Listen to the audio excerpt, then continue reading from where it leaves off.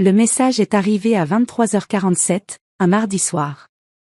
Tu es égoïste et tu es morte pour nous. Ne nous contacte plus jamais. Je suis restée fixée sur l'écran de mon téléphone, relisant ces mots encore et encore jusqu'à ce qu'ils se brouillent. Ma mère, Petra Miller, avait réellement tapé ces mots. Les avait envoyés. Les pensait vraiment. Tout ça parce que j'avais dit non. Juste non. C'est tout ce qu'il a fallu. Mon frère Stéphane se mariait, son 3e mariage, mais qui compte encore? Et il le voulait dans un complexe luxueux à la montagne. Le genre d'endroit où l'on sert du champagne au petit déjeuner et où l'on te fait payer 50 € juste pour respirer l'air. Il m'avait appelé la semaine précédente, plein de charme et d'enthousiasme, pour me demander si je pouvais participer aux frais du lieu. Participer, pour Stéphane, voulait dire tout payer. Et pour la première fois de mes 32 années de vie, j'avais dit non. Pas, peut-être plus tard. Pas, laisse-moi y réfléchir. Juste un non simple et clair. Les retombées ont été nucléaires. Stéphane m'a traité d'ingrate. Il a dit que j'étais jalouse de son bonheur. Mon père, Wolfgang, m'a envoyé un long email sur la loyauté familiale et sur sa profonde déception. Et maintenant, ce message de maman, le dernier clou dans le cercueil de notre relation. Tu es égoïste et tu es morte pour nous. Le plus ironique? Le plus tragiquement drôle? Il n'en avait aucune idée. Aucune idée que je payais leurs factures depuis 6 ans. Toutes. Le crédit immobilier de leur maison à Stuttgart? Moi. Les mensualités des voitures, la Mercedes de papa et la BMW de maman? Moi. Les factures de cartes bancaires accumulées entre les croisières de luxe et les sacs de créateurs? Moi aussi. 6 ans de virements automatiques depuis mon compte vers le leur.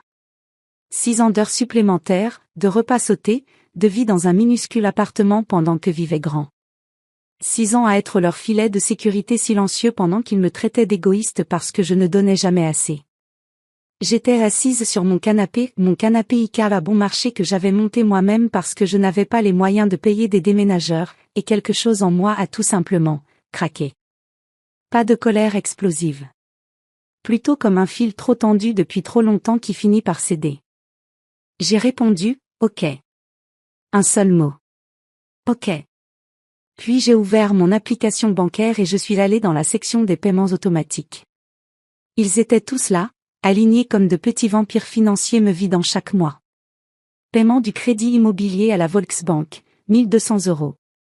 Crédit auto de Wolfgang Miller, 450 €. Crédit auto de Petra Miller, 380 €. Carte de crédit familial Miller, Sparkas, 6 cents à 800 € par mois. Assurance habitation, 150 €. Taxe foncière, 200 €. Mon doigt a hésité au-dessus du bouton « Annuler ». Est-ce que je voulais vraiment faire ça? Malgré tout, c'étaient encore mes parents. Malgré leur favoritisme envers Stéphane, malgré les exigences constantes, malgré le fait qu'ils m'aient traité d'égoïste alors que je finançais littéralement leur mode de vie depuis des années. Oui. Oui, je voulais vraiment le faire. J'ai appelé le service client 24H24 de ma banque. Gutan Aban, ici Marcus. Comment puis-je vous aider? Bonjour Marcus. J'ai besoin d'annuler tous les virements automatiques vers les comptes de la famille Miller. Tous. Avec effet immédiat. Puis-je connaître la raison de l'annulation? Juste pour nos dossiers. J'ai failli rire. Parce que je suis égoïste et morte pour eux. Leurs mots, pas les miens. Il y a eu un silence. D'accord. Je m'en occupe. Il a fallu 15 minutes pour tout annuler. 15 minutes pour effacer 6 années de sacrifices silencieux. Quand ce fut terminé, je me suis sentie à la fois plus légère et plus lourde. Libre et terrifiée.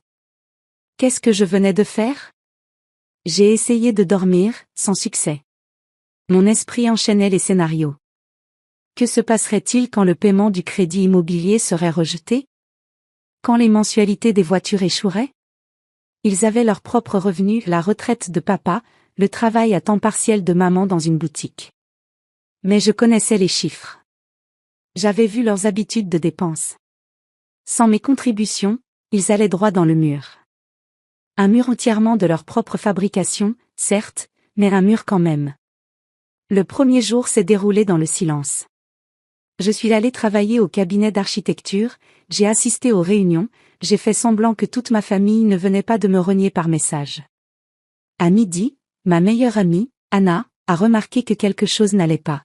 « Tu as une tête horrible », a-t-elle dit, toujours diplomate. « Merci. C'est exactement ce que je ressens. » « Qu'est-ce qui s'est passé ? » Je lui ai tout raconté. Le message, les paiements annulés, tout. Elle a écouté sans m'interrompre, les yeux de plus en plus écarquillés. « Attends, a-t-elle dit quand j'ai terminé. Tu payais leurs factures depuis 6 ans et ils ne le savaient même pas ? Ils savaient que j'aidais parfois. Ils ne savaient juste pas à quel point ni à quelle fréquence. J'ai fait en sorte que ça ait l'air de venir de leur propre compte. Je ne voulais pas qu'ils se sentent, je ne sais pas, dépendants ? Dépendants ? Léna, ils le sont. Ils sont juste trop idiots pour s'en rendre compte. Ils ne sont pas idiots. Ils sont juste prétentieux ? Égoïstes ? Choisis. Elle n'avait pas tort. Le deuxième jour a été plus difficile. Je n'arrêtais pas de vérifier mon téléphone, m'attendant à recevoir des messages furieux, mais rien n'est arrivé. Silence radio. Peut-être avaient-ils décidé que j'étais vraiment morte pour eux.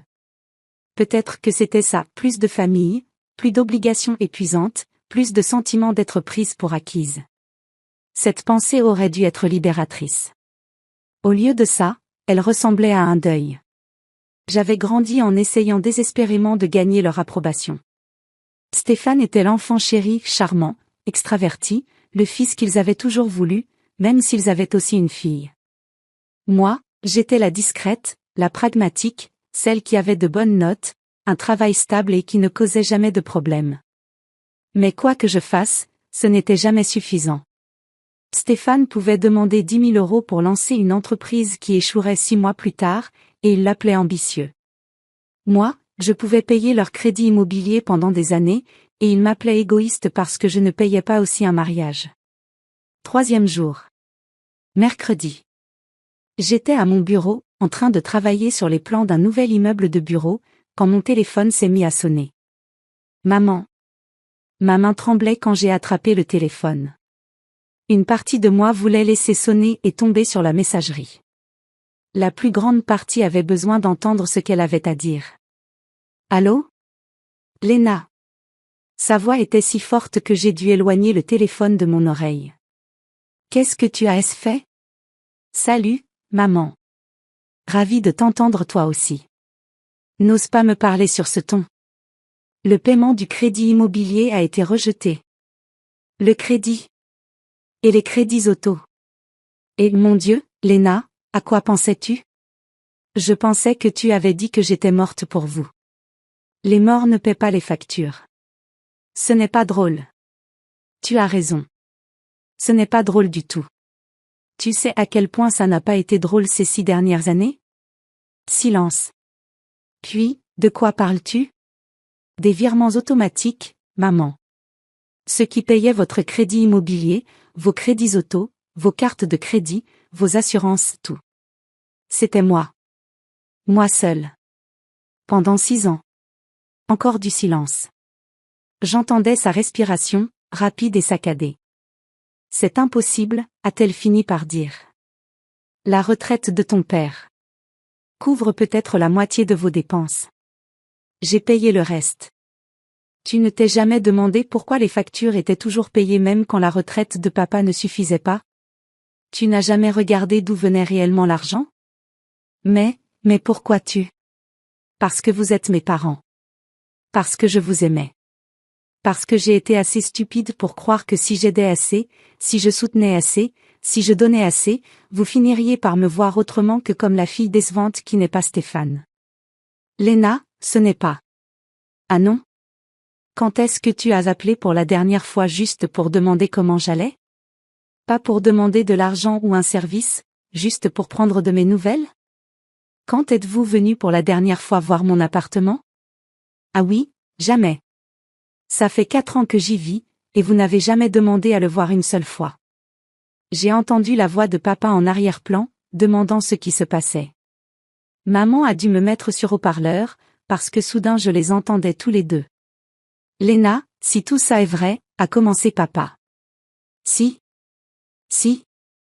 Regarde tes relevés bancaires, papa. Regarde d'où vient l'argent. J'ai 6 ans d'historique bancaire pour le prouver. Mais pourquoi tu ne nous l'as pas dit? La voix de maman était plus petite maintenant, incertaine. Ça aurait changé quelque chose? Vous auriez apprécié ou simplement exigé encore plus? Parce qu'au vu de ce qui s'est passé quand j'ai dit non pour le mariage de Stéphane, je penche clairement pour la deuxième option. Le mariage de Stéphane est important. Et apparemment, moi non. Message reçu. Très clair. Ce n'est pas ce que je voulais dire. Alors qu'est-ce que tu voulais dire, maman? Quand tu m'as écrit que j'étais égoïste et morte pour vous, qu'est-ce que ça voulait dire exactement? Nouveau silence. Je pouvais les imaginer dans leur cuisine, la belle cuisine au plan de travail en granit que j'avais aidé à payer, se regardant avec une horreur grandissante. Nous ne savions pas, a dit papa doucement. Léna, nous n'avions aucune idée que tu faisais tout ça. Voilà le problème. Vous n'avez jamais demandé. Vous ne vous êtes jamais interrogé. Vous avez juste pris, en pensant que ça continuerait indéfiniment. Qu'est-ce qu'on fait maintenant? A demandé maman, et pour la première fois, j'ai entendu la peur dans sa voix. Une vraie peur. Le paiement du crédit est dû. S'il est rejeté encore une fois, la banque va. Faire quoi? Saisir la maison? Bienvenue dans la réalité, maman. La réalité dans laquelle j'ai vécu pendant que vous faisiez des croisières en Méditerranée et achetiez des sacs à main qui coûtaient plus cher que mon loyer mensuel. C'est cruel, a-t-elle murmuré. Non. Ce qui est cruel, c'est de traiter sa fille d'égoïste alors qu'elle sacrifie tout pour vous. Ce qui est cruel, c'est de lui dire qu'elle est morte pour vous parce qu'elle a enfin posé une limite. Ce qui est cruel, c'est de favoriser un enfant de manière si évidente que l'autre doit acheter votre amour juste pour avoir l'impression de compter. Je l'ai entendu se mettre à pleurer. Ce son aurait dû me briser. Il y a quelques jours, ça l'aurait fait. Je me serais excusée, j'aurais promis d'arranger les choses, j'aurais transféré l'argent immédiatement. Mais j'en avais fini de me briser pour les maintenir entiers. Je n'annule pas les virements pour vous punir, ai-je dit, la voix plus stable. Je les annule parce que je ne peux plus me permettre de soutenir 3 foyers, le vôtre, celui de Stéphane quand il le demande, et le mien. Je les annule parce que vous devez apprendre à vivre selon vos moyens. Et je les annule parce que j'ai besoin de commencer à vivre ma propre vie au lieu de financer la vôtre. Mais nous allons perdre la maison, a dit papa. Les voitures. Tout. Alors réduisez la voilure. Vendez la Mercedes. Achetez une voiture moins chère. Déménagez dans une maison plus petite. Ou alors, idée folle, demandez à Stéphane d'aider. C'est l'enfant chéri, non? Le réussi, plein d'ambition? Qu'il prenne ses responsabilités pour une fois. Stéphane a ses propres dépenses. Et moi, je n'en ai pas. Tu crois que je suis riche? Je suis architecte, pas avocate. Je gagne correctement ma vie, mais je vis comme une étudiante depuis des années parce que chaque centime en plus allait pour vous. Tu sais que je n'ai pas pris de vacances depuis 5 ans? Tu sais que je conduis toujours la même vieille Volkswagen cabossée que j'ai achetée en sortant de l'université parce que je ne peux pas me permettre une nouvelle voiture? Le silence à l'autre bout du fil était assourdissant. Je dois y aller, ai-je dit. J'ai du vrai travail à faire. Celui qui paie mes factures. Juste mes factures maintenant. Léna, attends. J'ai raccroché. Mes mains tremblaient tellement que j'ai dû poser le téléphone. Anna est apparue à mon bureau avec une tasse de café et un air inquiet. Ça va? Je ne sais pas. Demande-moi dans 6 mois. Le reste de la semaine a été le chaos. Maman a appelé 17 fois. Papa 8 fois. Stéphane, qui avait manifestement été mis au courant de la situation, a appelé 2 fois, les 2 fois pour me dire que je détruisais la famille. Je n'ai répondu à aucun d'eux. À la place, j'ai fait quelque chose de radical, je suis allée faire du shopping. Pas pour des choses pratiques. Pas pour des courses, ni des produits ménagers, ni des vêtements de travail raisonnables. Je suis allée dans une librairie et j'ai acheté 6 romans que je voulais lire depuis longtemps. Je suis allée dans un bon restaurant et j'ai commandé du vin avec le dîner. Je me suis acheté des fleurs, de vraies fleurs, juste parce qu'elles étaient jolies. Pour la première fois depuis 6 ans, j'ai dépensé de l'argent pour moi sans que la culpabilité ne me ronge de l'intérieur. C'était incroyable. C'était terrifiant. C'était la liberté. 2 semaines plus tard, Stéphane s'est présenté à mon appartement. J'ai failli ne pas le laisser entrer, mais la curiosité a gagné. Bel endroit, a-t-il dit en regardant autour de mon minuscule studio. Confortable. Qu'est-ce que tu veux, Stéphane? Il a eu la décence d'avoir l'air mal à l'aise. Maman et papa ont des difficultés. Ils pourraient devoir vendre la maison. Je sais. Et ça te va? Ça ne me réjouit pas. Mais oui, ça me va. Ils ont fait des choix. Ils en assument les conséquences. Ce sont nos parents, Léna. Exactement. Et nos parents. Pas seulement les miens. Où a été ta contribution toutes ces années? Où a été ton sacrifice? Il a déplacé son poids d'un pied sur l'autre.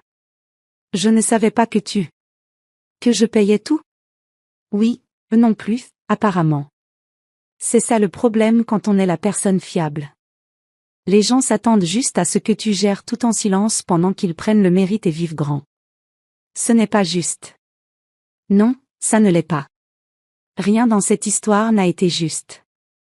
Mais c'est exactement la justice que je mets en place maintenant. Tu veux les aider? Aide-les. Vide ton épargne. Saute ta lune de miel. Conduis une voiture moins chère. Mais ne viens pas ici en t'attendant à ce que je continue à sacrifier ma vie pour des gens qui pensent que je suis égoïste. Il est resté là un long moment, puis s'est tourné pour partir. Arrivé à la porte, il s'est arrêté. Pour ce que ça vaut, je ne savais rien. De tout ça. Et si j'avais su? Quoi? Tu aurais aidé? Ou tu m'aurais juste demandé encore plus? Il n'a pas répondu. C'était une réponse suffisante. 1 mois plus tard, j'ai reçu une lettre par la poste. Une vraie lettre, manuscrite, sur le papier à lettres chic de maman. Chère Léna. Ton père et moi avons beaucoup réfléchi. Et parlé. Et regardé des relevés bancaires qui nous ont rendus malades de honte. Tu avais raison. Sur toute la ligne. Nous ne t'avons pas vu. Nous ne t'avons pas apprécié. Nous avons pris sans jamais nous demander si tu pouvais te permettre ce que tu donnais. Désolé, ne suffit même pas à couvrir tout ça, mais nous sommes désolés malgré tout. Nous avons mis la maison en vente. Nous déménageons dans un appartement plus petit en ville. Nous avons vendu les 2 voitures et acheté une Opel d'occasion à partager. Nous avons découpé les cartes de crédit. Nous vivons maintenant avec nos vrais revenus, et c'est un bling. Stéphane aide comme il peut, ce qui a été un choc pour tout le monde, y compris pour lui. Nous n'attendons pas que tu nous pardonnes. Nous n'attendons plus rien de toi. Mais nous voulons que tu saches que nous te voyons maintenant. Nous voyons ce que tu as fait, ce que tu as sacrifié, et nous avons honte qu'il ait fallu tout perdre pour nous ouvrir les yeux. Si tu veux parler un jour, nous sommes là. Si tu ne veux pas, nous comprendrons aussi. Nous t'aimons. Nous aurions dû mieux le montrer. Maman et papa. J'ai lu la lettre 3 fois, les larmes coulant sur mon visage. Ce n'était pas tout. Ça n'effaçait pas des années d'invisibilité, d'être le plan de secours, d'être tenu pour acquise. Mais c'était quelque chose. C'était un début. Je ne les ai pas appelés ce jour-là, ni le lendemain. Mais 1 semaine plus tard, j'ai envoyé un message. Un café un de ces jours? Juste un café. Pas de discussion d'argent, de facture ou du mariage de Stéphane. Maman a répondu en quelques secondes, oui. S'il te plaît. Oui. Nous nous sommes retrouvés dans un petit café près de leur nouvel appartement. C'était maladroit au début, chacun évitant soigneusement l'éléphant dans la pièce. Mais lentement, prudemment, nous avons commencé à parler. Vraiment parler. Des sentiments, des blessures, des années de mauvaise communication. Je pensais montrer mon amour en fournissant, leur ai-je dit. Mais en réalité, je ne faisais que permettre. Et nourrir du ressentiment. Et disparaître à l'arrière-plan. Nous pensions que Stéphane avait plus besoin d'aide parce qu'il la demandait, a dit papa. Nous n'avons pas compris que demander était le problème. Que tu souffrais en silence. J'en ai fini de souffrir en silence, ai-je dit. À partir de maintenant, si quelque chose ne va pas, je le dirai. Et j'ai besoin que vous soyez d'accord avec ça. Nous sommes d'accord, a dit maman rapidement. Plus que d'accord. Cela fait maintenant 8 mois depuis ce message qui a tout changé. Maman et papa s'adaptent à leur nouvelle vie. Stéphane a reporté son mariage et travaille réellement en heures supplémentaires pour les aider à s'installer. Et moi? Je vis dans un appartement un peu plus grand. J'ai pris des vacances en Grèce. J'ai de l'argent de côté pour la première fois depuis des années. Et surtout, j'ai des limites. Des limites fortes, saines et non négociables. Ma relation avec mes parents est meilleure qu'elle ne l'a jamais été. Pas parce que je finance leur mode de vie, mais parce qu'ils me voient vraiment maintenant. Ils me demandent comment s'est passée ma journée. Ils viennent visiter mon appartement. Ils se souviennent de mon anniversaire sans que j'aie à leur rappeler. La semaine dernière, papa a appelé juste pour me dire qu'il était fier de moi. Pas pour quelque chose de précis, juste, fier. J'ai pleuré pendant 1 heure après cet appel. Parfois, la chose la plus aimante que l'on puisse faire, c'est s'arrêter. Arrêter d'aider, arrêter de donner, arrêter de se sacrifier jusqu'à disparaître. Parce que quand on roule à vide, on ne peut montrer à personne ce qu'est un réservoir plein. Je ne suis plus morte pour eux. Pour la première fois, je crois que je suis vraiment vivante à leurs yeux. Et aux miens. Merci d'avoir regardé. Laissez un like si vous avez aimé cette histoire, n'oubliez pas de vous abonner si ce n'est pas encore fait, et cliquez sur la carte ci-dessus pour découvrir d'autres histoires comme celle-ci. À la prochaine. Sorry.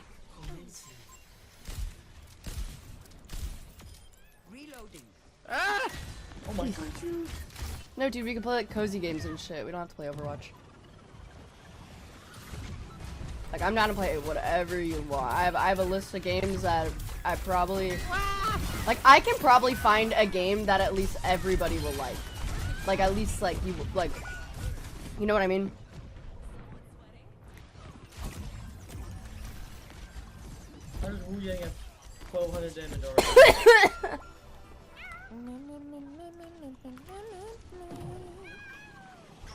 Oh.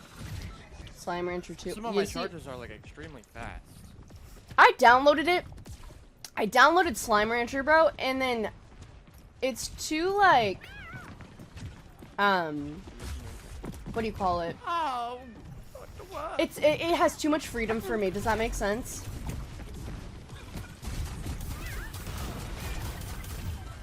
I'm trying to pin everybody, but it won't work.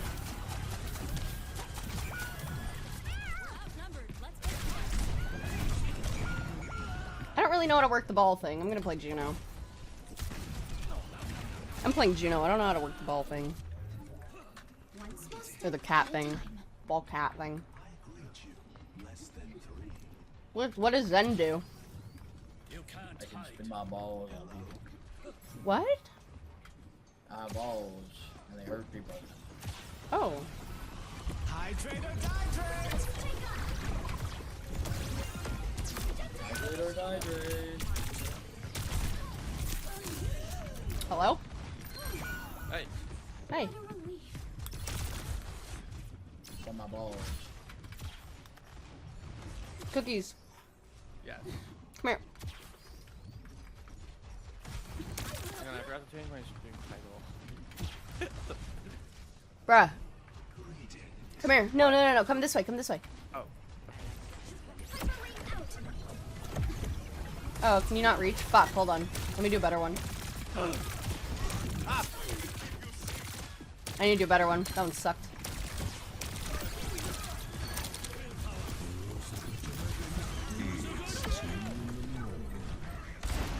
Two more. This fucking thing just shot through me.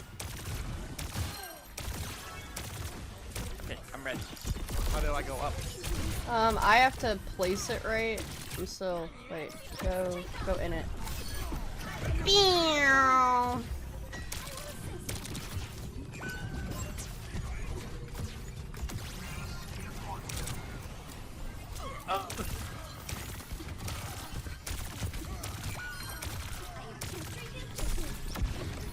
How the fuck is my online Wings, wings, spicy hot wings.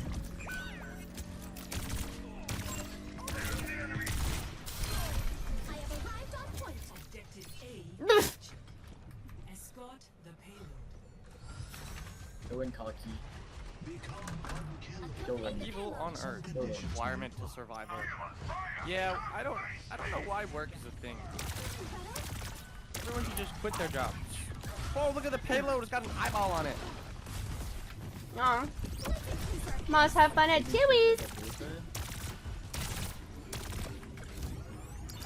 Hi, welcome to Chili's. Hi, welcome to Chili's. Here comes the bonk.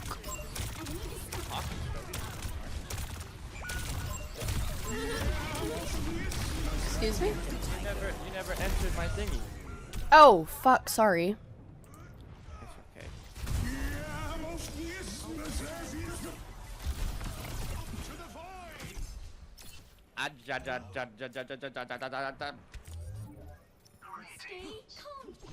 I feel you.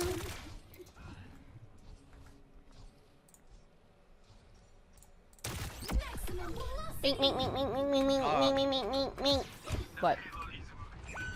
Nothing. Huh? Nothing.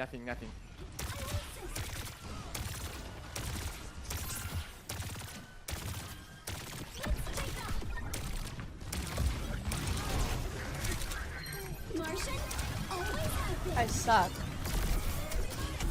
I hate this. Bro! I'm playing Lori. Pylon is shooting me! No, she's shooting it, and then it like ricochets and hits somebody. It's so irritating. I'm doing it too. It's Marvel Rivals. Is it? Yeah, it's midnight.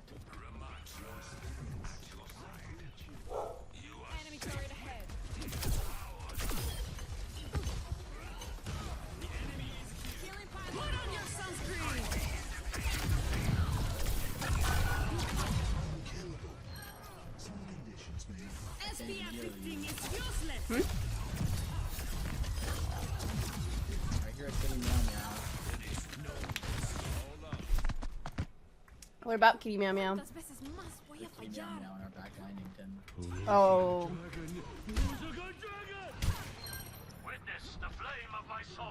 I understand.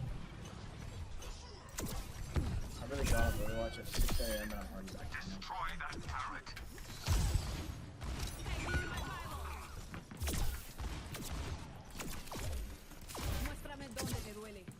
Do I just hit it? I'm so confused. You just shoot your pylon. I just shoot it? Yeah. Okay. You heal it, and then it'll heal you from the duration.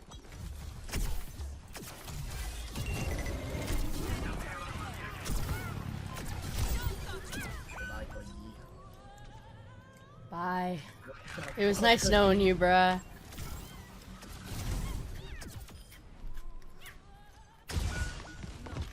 Sorry, Toy Girl. The fuck, this keyboard? What the fuck? Is an actual cat playing? Maybe like when you just type as cat, it does it. Oh! That would make sense, yeah? Yeah.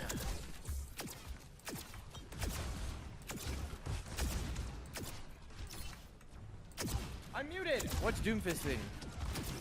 No clue. Charge your punch forever until the boss is almost finished. Just hold your punch. What? Hold your punch. Hold your punch.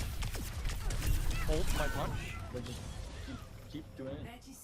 Oh. I don't know how to play this. You I don't play Ah. Mercy. I don't know what they are. Hashtag eat out nosin.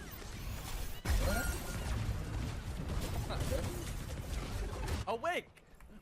Wait, so what? She sleeps someone and just nanos her? Yeah, now it's herself. She can sleep herself to herself. Yeah, yeah. Hashtag eat out nose. Doom can see any Talon characters through the walls. Oh, you do more damage against Talon enemies as well. You do like 50% more damage than anyone in Talon.